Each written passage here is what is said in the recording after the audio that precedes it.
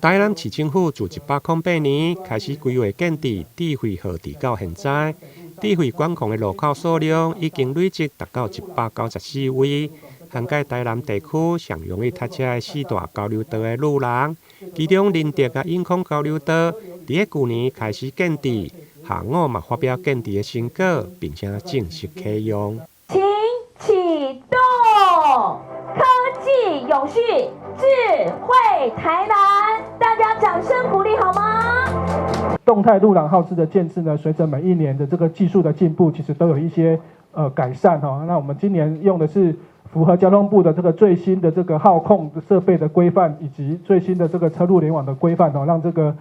号控的功能以及传输的速度更快。另外是我们把这个车流的这个用色程度的等级分得更细了哈，就是说我们的这个对于车流及时因应的这个秒数的这个控制的计划可以更多。其实游乐左转车道虽然对于车流的这个直行跟左转的这个疏解有帮助，可是呢，大家知道，因为你要分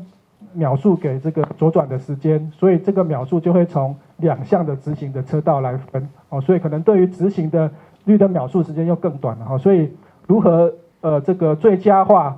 左转的车多的时候给它多一点的秒数，左转的车少的时候把这个秒数节省下来，还给直行的这个车流方向哦，这个是我们在这个计划里面这个尝试来运用的。根据交通局的分析，林德交流道路廊实施以后，尖峰上侪会用减少14%，间道旅行的时间。而永康交流道的路廊，则是会当减少15.4%。对着日常通勤的市民来讲，除了减少时间的浪费，嘛有效来提升道路的通行效率。目前市府正规划办理东区的牛龙路，甲着南科进出的新港社大道的路廊智慧动态的号志，